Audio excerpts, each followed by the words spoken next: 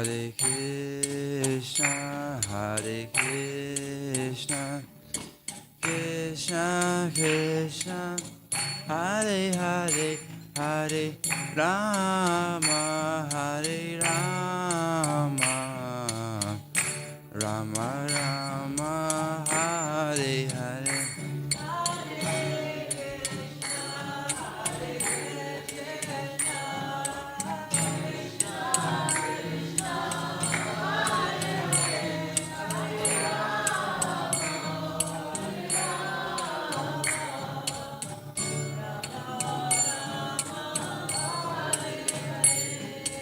Hare Krishna, Hare Krishna, Krishna Krishna, Hare Hare, Hare Rama, Hare Rama, Rama Rama, Hare Hare.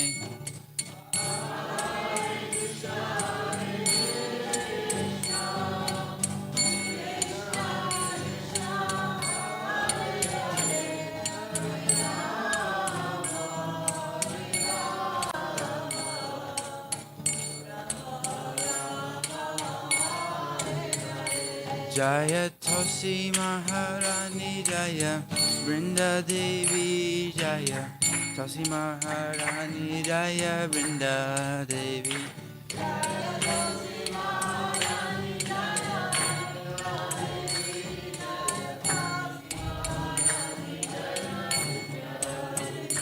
Jaya Rinde, Jaya Rinde, Jaya Rinde, Jaya Shri Rinde,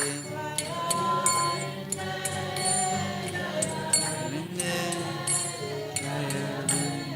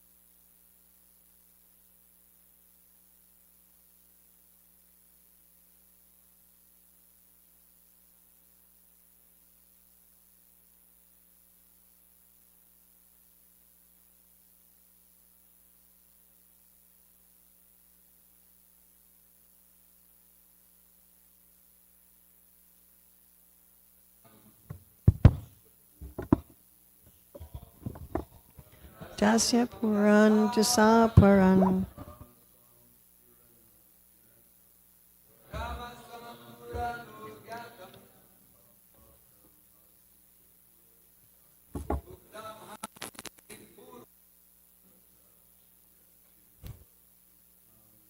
Prasaya tu balad bhuktam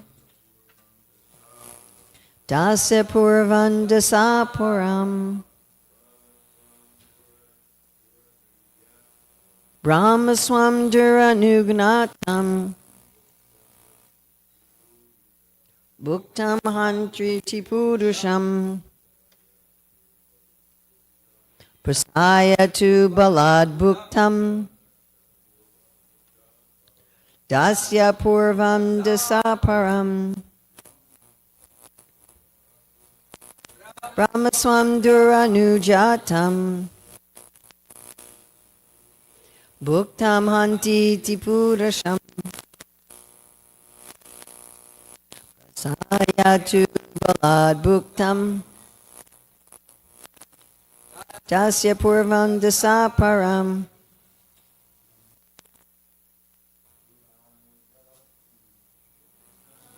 Swamduranujatam Bhuktam Hanti Chipurusham Prasayatu Tam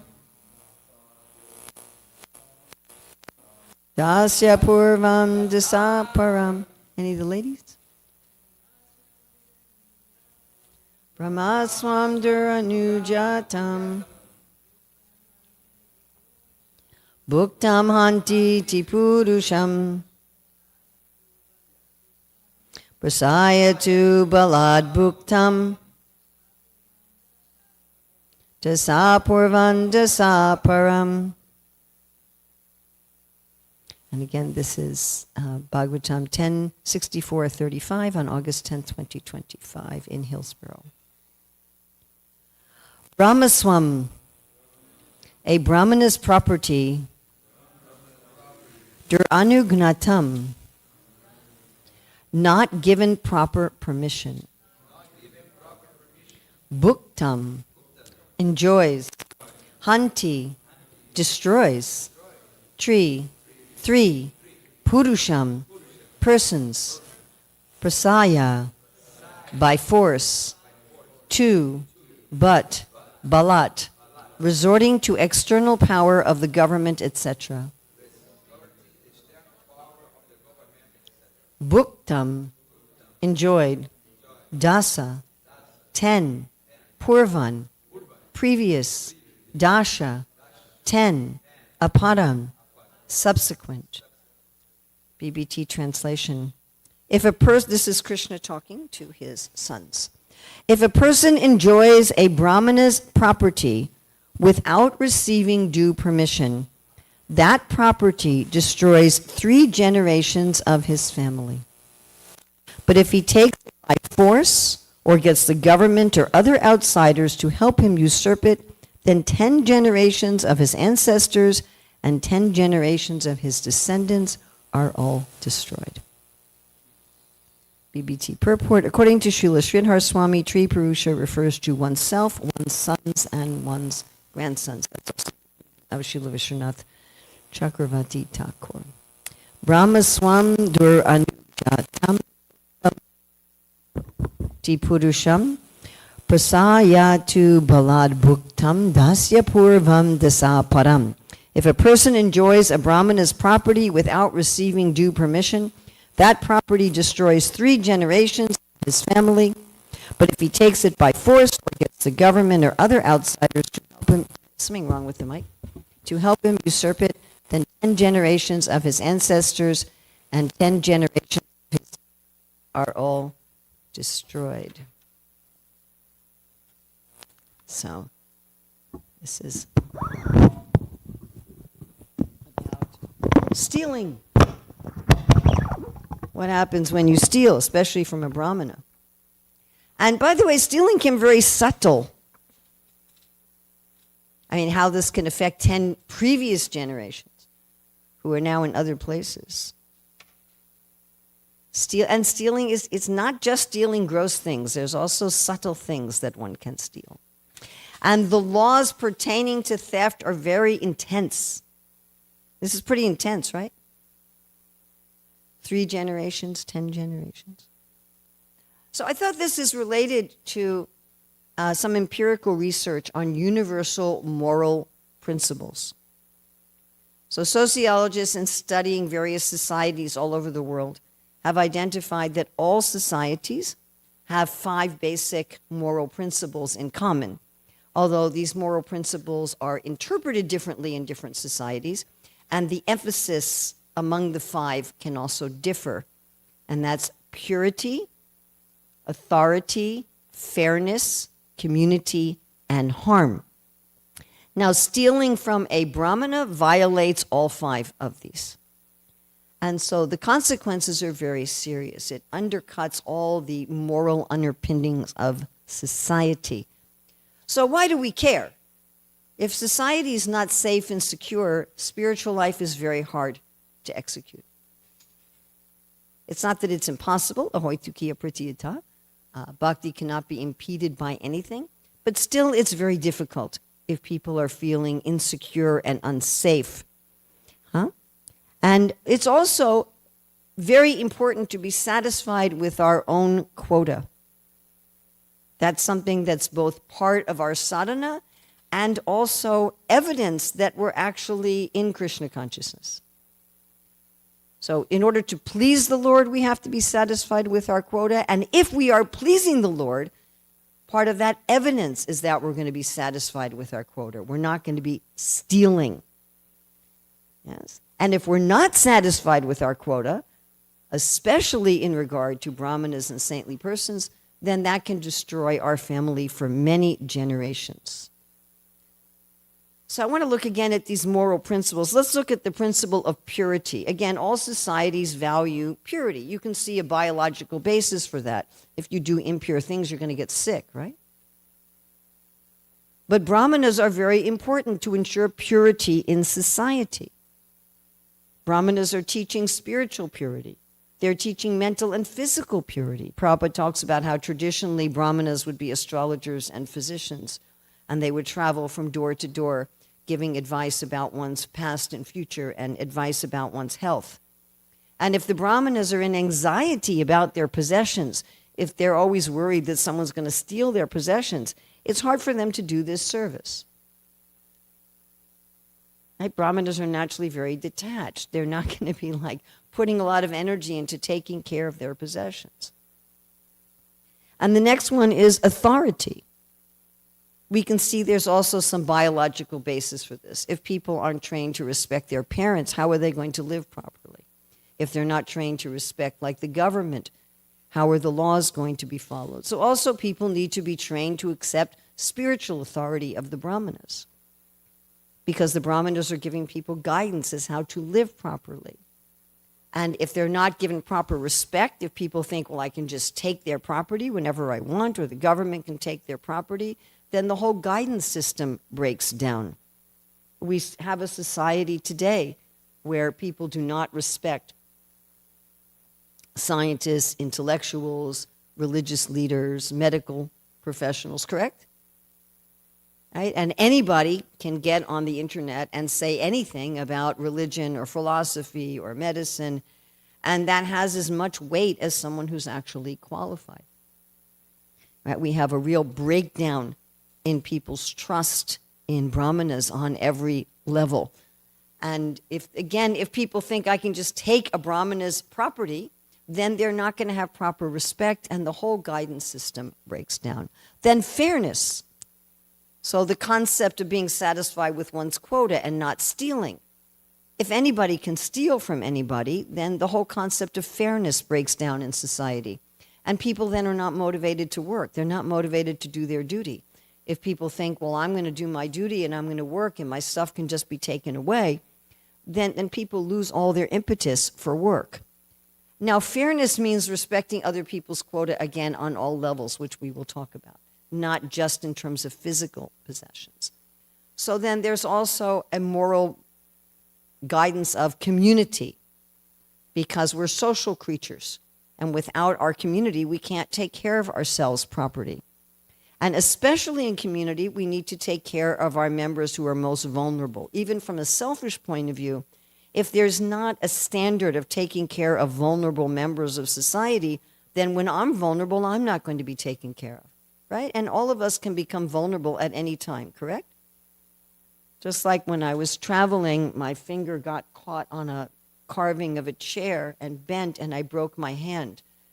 And for a couple months on my travels, my hand was in a cast. And that meant that I had to get help from other people.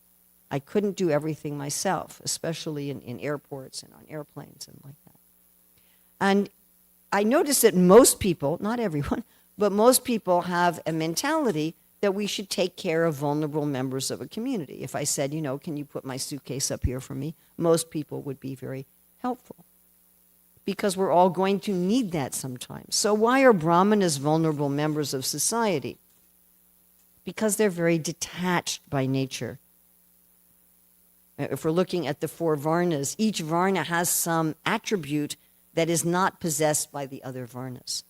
So brahmanas are, metaphorically, they're kind of like sports commentators. They're not playing the game. They're just watching it and commenting on it. They're not deeply involved in the running of society. But this makes them somewhat vulnerable, because this detachment means also that they're not going to be that interested in getting possessions and protecting their possessions, and therefore they need special protection from others not to touch their possessions. Then harm. I don't want to be harmed. Anybody want to be harmed? Nobody wants to be harmed. So therefore we need a society where there's a principle that we don't harm others. It's the only way I'm going to be safe from harm is if that's a general principle. And without such moral principles, without respect for purity, without special respect for authority, without fairness, without respect for a community, without having a system of not harming others, then we're going to live in a constant state of fear. And when we're in a constant state of fear, our whole body and mind is under stress. When our body and mind is under stress physiologically, it's very difficult to think about higher subject matter. When we've been in a fearful situation, then our ability to think philosophically is compromised. Am I correct? Yes, that's even biologically, it's even chemically happens. So we don't want a place where people are living in a state of fear. In some places I travel to in the world, everybody's in a state of fear. Everybody has big walls in front of their buildings and, barbed wire and dogs and things like that. So one of the main items that is essential to maintain these moral principles is people trained to be satisfied with their quota. This should be true for everyone. To be satisfied with what I have achieved through honest endeavor. What I can achieve through honest endeavor. And honest endeavor would mean, number one, I'm acting according to my nature. As soon as I'm not acting according to my nature, then my work is intrinsically unethical, which we don't have time to explain in detail right now. But it is intrinsically unethical if I do other people's work, except for brief emergencies. And my work should be honest. I should be fairly representing my goods or services. I should be fairly compensating anyone who works for me. I should be doing work that has real value to society, not harm to society. I shouldn't be selling tobacco or alcohol or pornography like that. And I shouldn't be selling useless things or useless services. And then whatever I earn through that is my quota. Now, such is true even in subtle things. How much love and affection I get in society. How much time and energy that I have. What are my subtle attributes that I get also by living an honest life? And I should be satisfied with that. I mean, gambling, for example, is a good indicator of someone who's not satisfied, right? They're trying to get something by cheating. And the other, of course, what we're looking at today is trying to get something by stealing. Now, being satisfied by one's quota should be done by everyone in society, even if they're atheists. But it's part of our sadhana for Krishna, cultivating this satisfaction with our quota. And of course, such is stated in the Ishopanishad, Ishyavashamidam sarvam, yat kincha jagatam jagat, tena tvaktena bunjita madgridha kashasviddanam. Right? One should therefore accept only those things necessary for oneself, which are set aside as his quota, and should not accept other things, knowing well to whom they belong. This is also a part of the Ten Commandments in the Bible, not to covet anything of your neighbors. I remember in Detroit, we used to bring all the children to the temple morning program as part of the Gurukula, so they had to go to the temple Bhagavatam class. And one of the speakers was quoting this statement from the Ten Commandments about what one should not covet from one's neighbor. And one of them is the word for donkey, but the other word for donkey. And so the children looked at me and they said, what? You shouldn't covet your neighbor's ASS. And they were all very confused by this statement. So I always remember that. But one should not covet anything that belongs to anyone else. One should not even have a desire for something that belongs to anyone else. And of course, Krishna also says something similar in the Bhagavad Gita in 4:22. He says, Adricha labha santushto. Santushta means to be satisfied. Dvandvaito vimatsaraha. Don't be envious. Give up enviousness. Sama siddha asirocha. Whether you have success or failure. Kritvapi na nibadhate, one who is satisfied with gain which comes of its own accord, who's free from duality and does not envy, who is steady in both success and failure, is never entangled, although performing actions.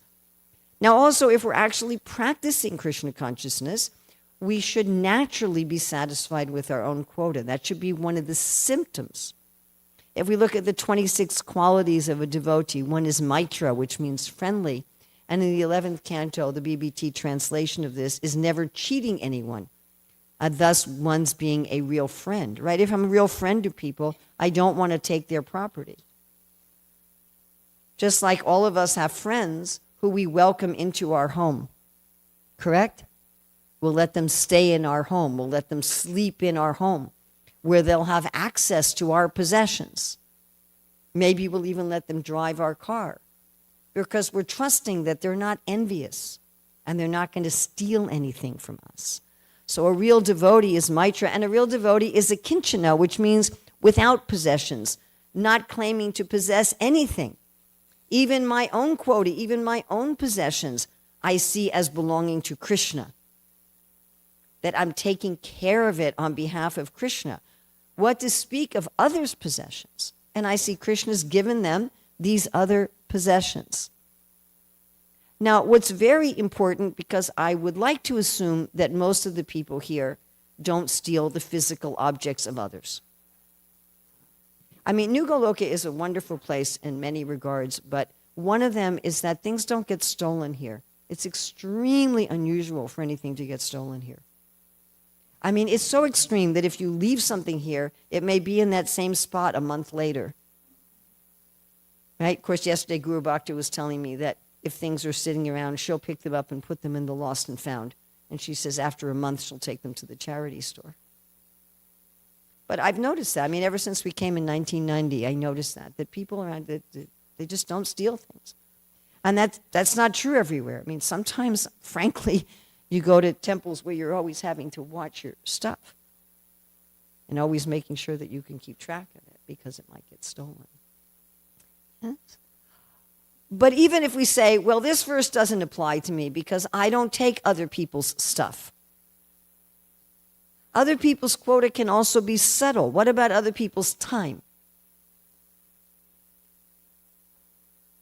I mean, I've been in situations where, I've taught a class in the evening, and then by the time the class is over, it's 9:30 or 10 o'clock at night. Especially in the GCC countries, we don't even start the class till 8:30 or 9 o'clock at night. So then it's really, really late. And I've already answered questions, and then people come up to me and they say, can I ask you a question? And I'll say, I need to go to bed. And then they say one of the funniest things that I hear regularly, it's a very short question. And I always say, does that mean it can have a yes or no answer?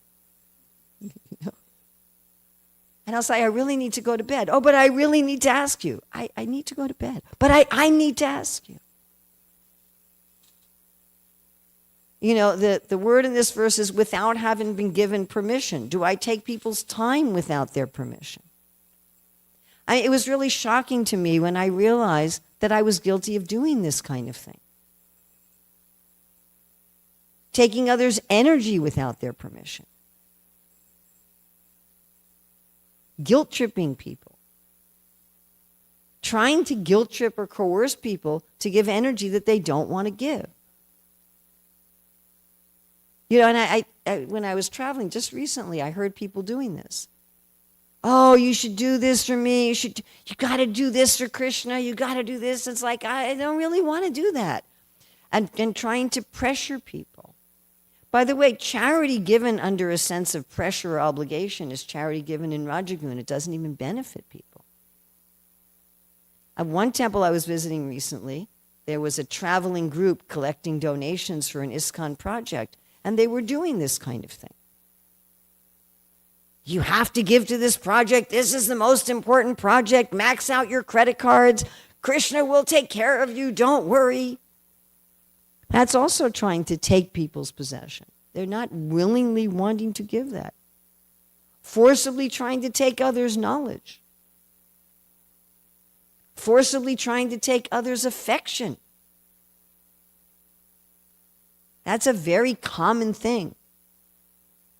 Trying to coerce or pressure or insist that other people love us or that other people show their love for us in a particular way. Right? When you teach nonviolent communication, it's sort of the essence of that, isn't it? That you don't try to force people to give you something that they're not willing to give.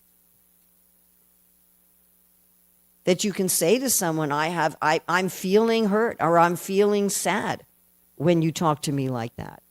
Or when you don't spend time with me. Would you be willing to? Would you be what? Would you be willing to spend time every evening for an hour reading the Shastra with me? And that you have to be willing to take a no. The person has to be allowed to say no. And if they say no, then you figure I have to get my needs met in another way. And what does Krishna say? Nir yoga kshema atmavan. Don't be in anxiety for gain and safety, but be established in the self. Why? Yoga kshema vahamyaham. I'm going to fulfill all of your needs. If we're actually connected with Krishna, who is unlimited, Om Purnamada Purnamidam Purnat Purnamudachate, you can take the unlimited away from him. Purnasya Purnam Adaya Purnam Eva Vasishyate. Still he is unlimited. Krishna says in the 5th chapter, we shouldn't be dependent on any other living being. Therefore, I shouldn't take anything from anybody that they're not really willing to give. Something my son Keshava told me years ago, which I found to be very helpful. He says, Mata, whenever anybody gives you something, you should always just immediately say, what do I owe you for this? Don't say, do I owe you anything for it? But say, what do I owe you for it? He said, in that way, if somebody wants to be paid for it, they won't be hesitant about it. And if someone says, no, you don't owe me anything for it, I'll always ask at least the second time. I'll say, are you sure? I'm happy to pay you for this. To make sure that whatever people are giving, they're giving willingly. Whatever they're giving willingly. That they want to give. That there's no kind of social coercion. There's no kind of indirect coercion. And I remember my husband, when he ran a business, he always had a principle. He said, pay people. He said, if you owe people money, you owe anybody something, give it to them before they have to ask for it. Otherwise, again, I'm stealing their time. I'm stealing their energy. If I'm meant to compensate somebody for something. I should never, ever take time, energy, care, knowledge, possessions, money, anything from somebody, unless they're giving it at least in sattva, unless they're giving it willingly, not under any kind of coercion. Now, let's say that we don't do this. Let's say that we don't respect other people's quota. I mean, Respecting other people's quota means that I trust God. That I trust God that whatever I need, I'm going to get. And I trust the system of universal management. I respect the laws of God. So if I don't do that, I'm messing up the whole fabric of this world. And therefore it can affect even my children and grandchildren, even 10 generations. So I was really wondering, well, how does this work? Well, first of all, we're all more motivated to do the right thing if it's going, or not do the wrong thing if it's going to affect other people that we love. Everyone's like that. Even criminals are like that. We all have people that we really care about. Like I might not care about diet and exercise for my own self, but I might care, well, I want to be healthy for the sake of my family. Am I correct? Right? If someone says, well, if you don't do this, I'm going to shoot you, I might say, okay. But if they say, if you don't do this, I'm going to shoot your kid, then it's going to be a whole different story.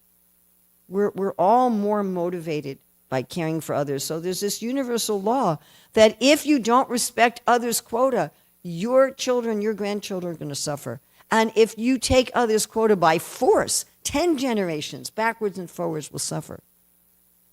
The more force we use to take someone's quota, the more suffering there's going to be for our family. By the way, such shows up statistically. If someone is a criminal, it's more likely that they're going to produce criminals in their family for generations. And if someone's an honest person, it's more likely they're going to have honest people in their family for generations.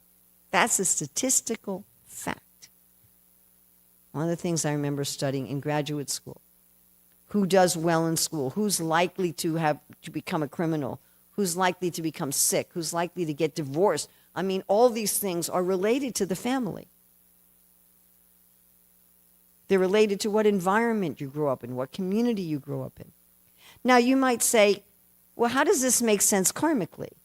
Why should my grandson suffer for my bad behavior? That doesn't seem very fair. Well, first of all, they could knowingly be part of that enjoyment. If I'm stealing from others and my family know I'm stealing from others, and they're willingly enjoying that, then they also should get some of the suffering for that. That we have some collective, I'm not doing the stealing, but I'm enjoying that money, but I'm enjoying that thing. They may develop a sinful mentality by association. And we see this, that if parents don't respect others' quota on a gross or subtle level, the children and the grandchildren may grow up with the same mentality. Also, we can say that what family we take birth in is the result of our previous karma. So if in my previous lives I didn't respect others' quota, I'm taking birth in a family where they also don't respect others' quota. And therefore I get my suffering through that family, although really it's due to my own sinful activity. I can also get bad association, as we were studying on Balaram's appearance day, because I've committed offenses. So if I've offended devotees, that offense to devotees or to the Lord may put me in an evil family where they're thieves, either of subtle or gross things, and therefore I may also be affected by that mentality. So having a moral society is very important. Krishna consciousness is not dependent on morality, but having a moral society makes Krishna consciousness that much easier for people in general. And therefore, as part of our devotional practice, and as evidence that we're engaged in devotion, we should be satisfied with our own quota and respect others, never encroaching on others. What to speak of if those others are vulnerable? What to speak of if those others are devotees? What to speak of if those others are the ones giving guidance for society? And if we're not doing that, then we and those we love are going to suffer. And we're going to suffer way more than whatever so-called enjoyment we got from the theft. If I work to earn $20, let's say I get paid $20 an hour, so I spend 1 hour working, I get paid $20. That's my quota. If I steal $20 and I get arrested and I get put in jail, I'm suffering a lot more than that 1 hour of work. Correct? A lot more.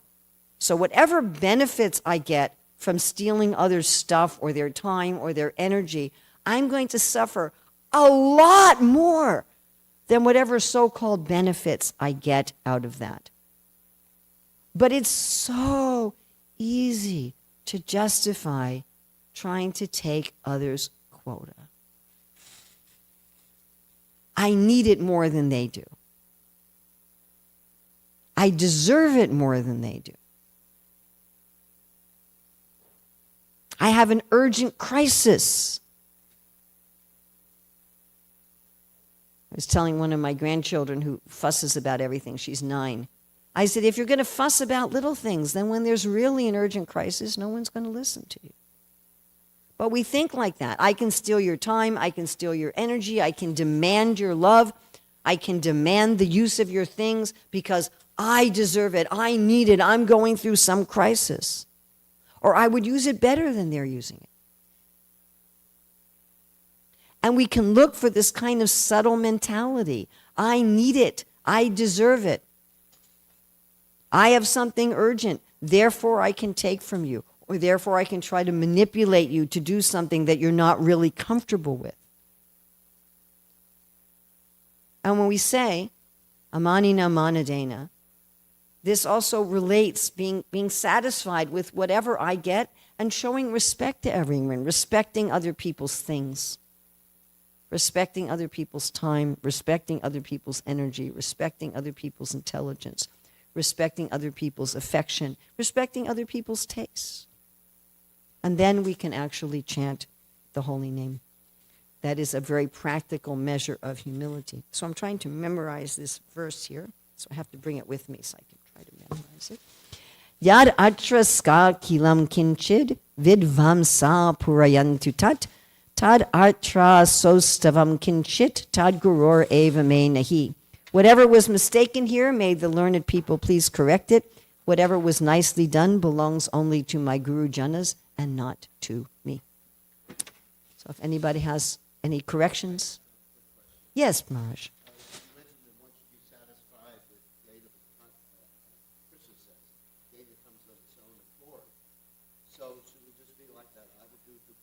Oh, good question. So gain that comes of its own, he said we should be satisfied with gains of its own accord.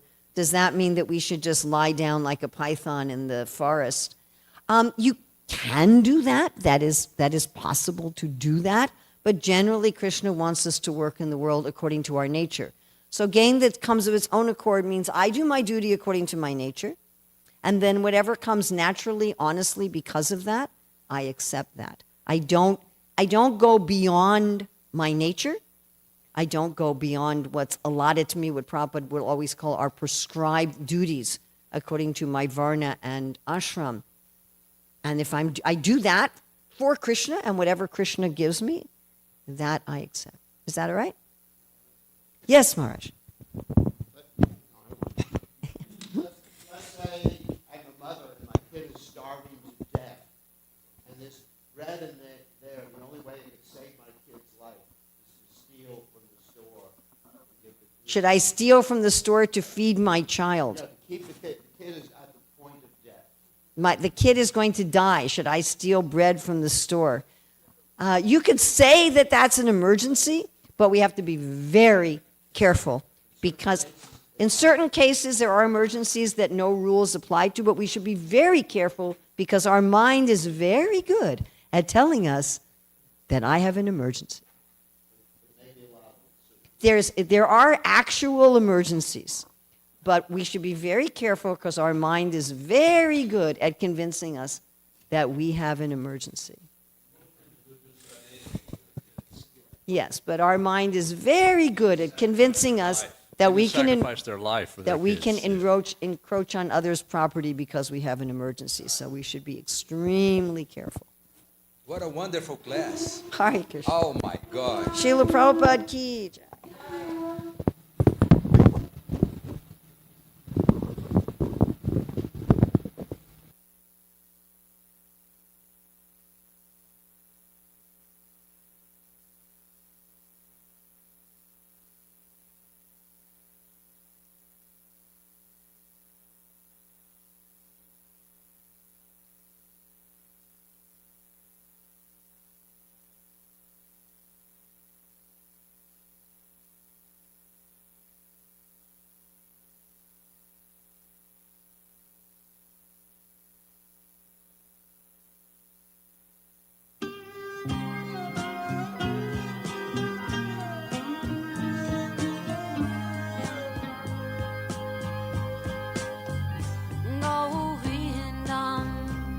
Adipurusham Tamaham Bhajami Govindam Adipurusham Tamaham Bhajami Govindam Adipurusham Tamaham Bhajami Menam Kanvandam Maravindadalaya Taksham Varhavatam Samasitam Buddhasundarangam Kandar Agom Vikamaniya Nishesha Shobham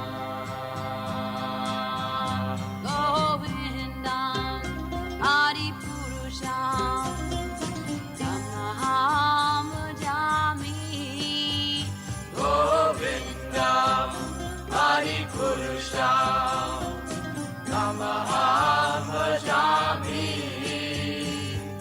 Govindam Adipurusham Tamaham Bhajami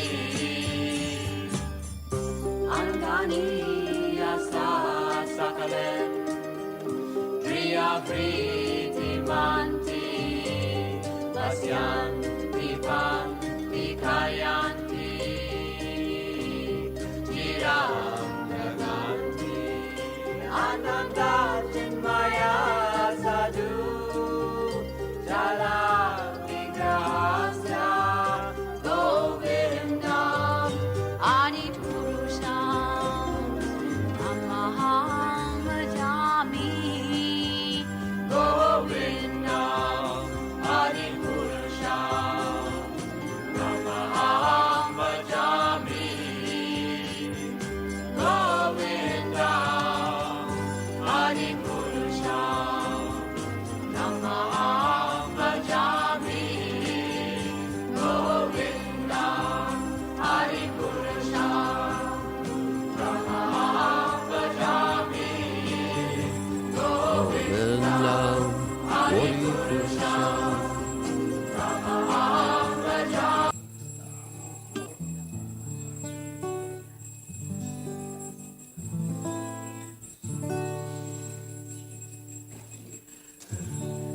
Namaho Vishnu Padaya Krishna Prasthaya Putale Shrimate Bhakti Vedanta Gasamini Namaste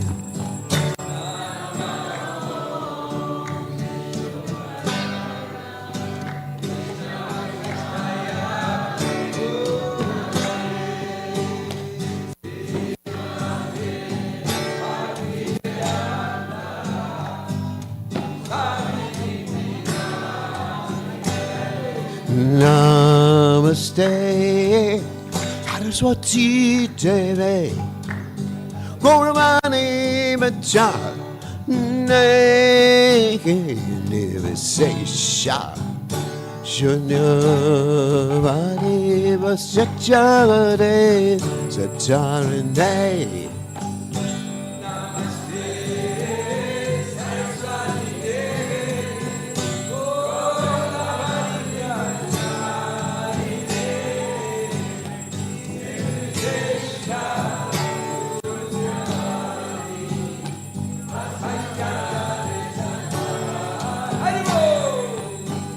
Jaya Sri Krishna Chaitanya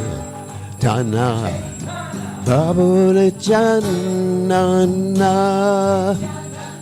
Shadwaita Gadada Siva Sade Gaur Bhakti Vrinda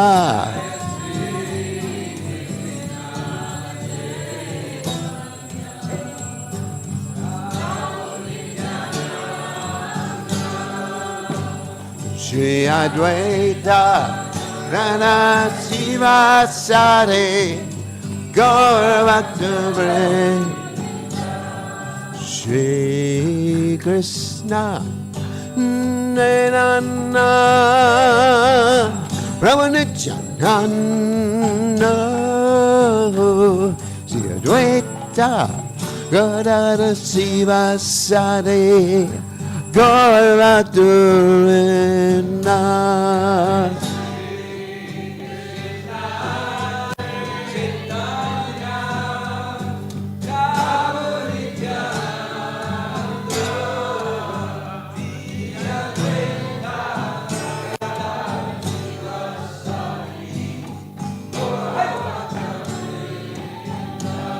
Jaya Krishna Chaitanya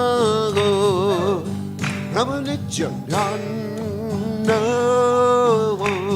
Siadwaita Godada Sivasade Goraturina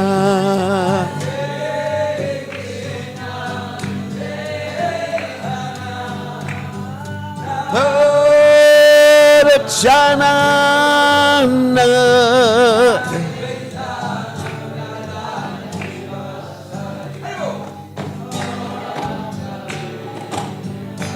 Nath Shri Krishna Chaitanya Ramanachanana Siadwaita Godada Sivasade Goraturina Herana Jarana Dvaita Godada Sivasade Goraturina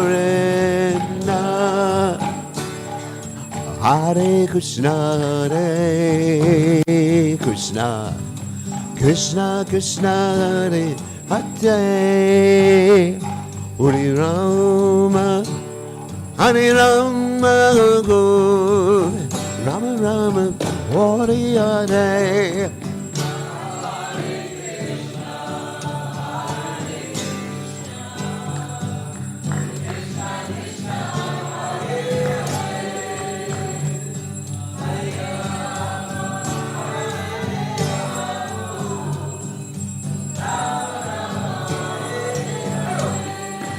Hare Krishna, Hare Krishna, Krishna Krishna, Hare Hare, Hare Rama, Hare Rama, Rama Rama, Hare Hare.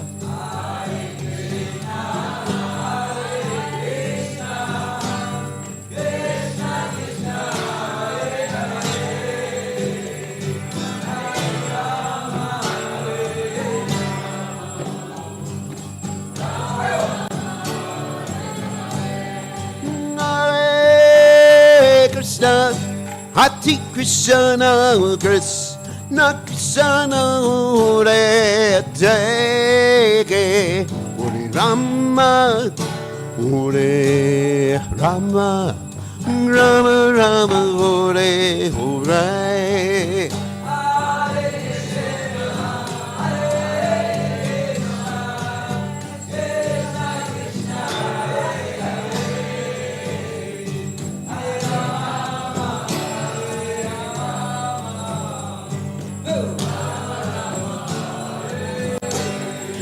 Hare Krishna, Hare Krishna, Krishna Krishna, Hare Hare, Rama Hare Rama, Rama Rama, Hare Hare. Hare Krishna, Hare Krishna.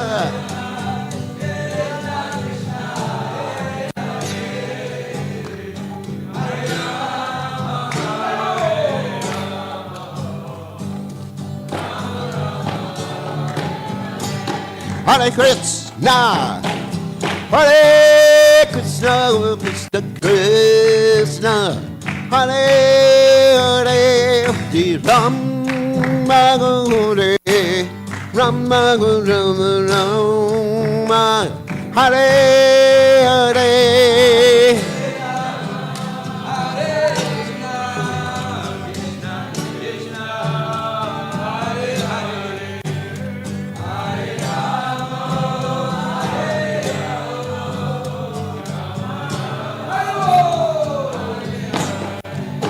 Hare Krishna Hare Krishna Krishna Krishna Hare Hare Hare Rama Hare Rama Rama Rama Hare Hare Hare Krishna Krishna Krishna Hare Hare Hare Rama Hare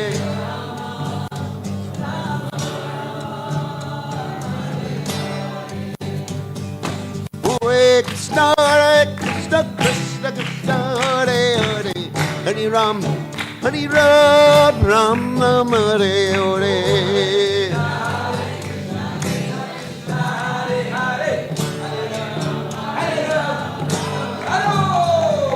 Hare Krishna Krishna Krishna Hare Hare Hare Ram Ram Hare Hare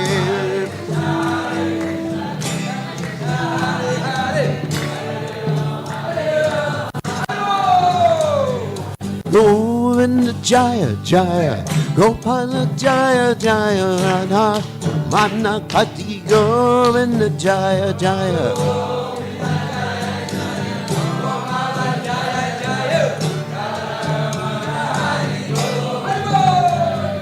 Govinda Jaya Jaya Gopala Jaya Jaya Radha Ramana Hare Govinda Jaya Jaya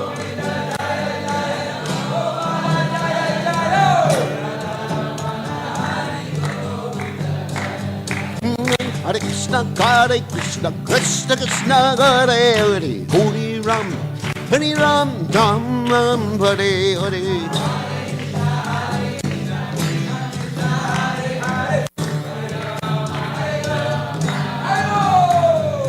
Hare Krishna, Krishna Krishna, Hare Hare, Hare Ram, Ram, Hare Hare.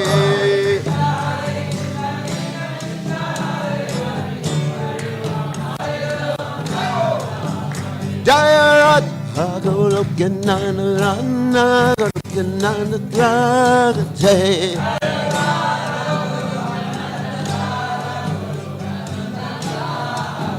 Jaya Radha Goloka Nana Rana Goloka Nana Dragate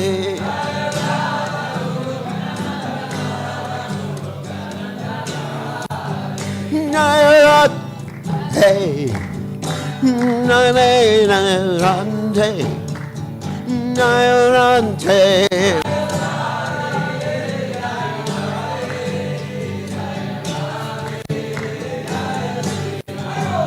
Nairante,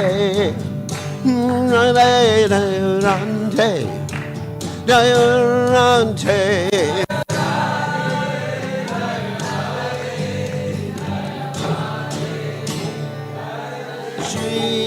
Shiragat, hey, Jai-Ho.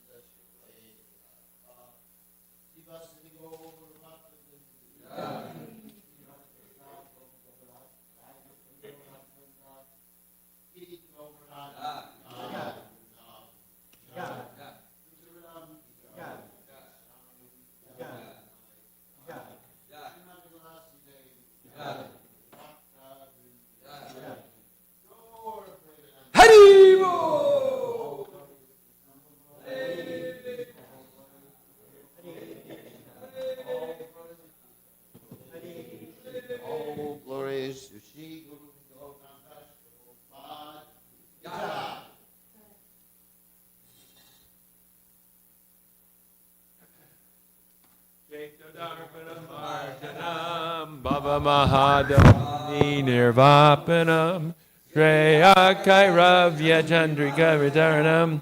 Studying. Anandam Buddhi Vardhanam Pratipanam Purnam Rita Swadanam Sarvatmasnapanam Paramijayate Sri Krishna Sankirtanam Nam Namakari Bahudan Nija Sarva Shaktis Tatrapitani Amita Smarane Nakala Etadrishi Tadvagavan Mamapi Durdaiva Midrishami Hadjanina Nuraga Trinadapi Sunichena Tarorapi Suhishuna Amanina Manadena Kirtaniya Sadahari Nadanam Najanam Nasundarim Kavitam Vajagadisha Kamaye Mama Janmani Janmani Ishvarim Bhavatad Bhaktir Hoitaki Twai Ainanda Tanuja Kinkaram Patitam Mam Vijame Bhavam Buddha Kribayata Vabada Pankaja Stita Duli Sadrashim Vachintaya Nayanam Galadashu Daraya Vadanam Gadgurudaya Gira Pulakarnishitam Vapukada Tavanamagrahaneva Vishyati Yugayatam Namishena Chakshusha Pravashayatam Shunayatam Jagat Sarvam Govindam Virahename Ashlishyavapadamritam Anastumam Adarshanam Marmata Kurotuva Tatata Vavidatu Lampato Mat Prananatastusa Evanapara. Victory to the Sri Krishna Sankirtan, which cleanses the heart of all the dust accumulated for years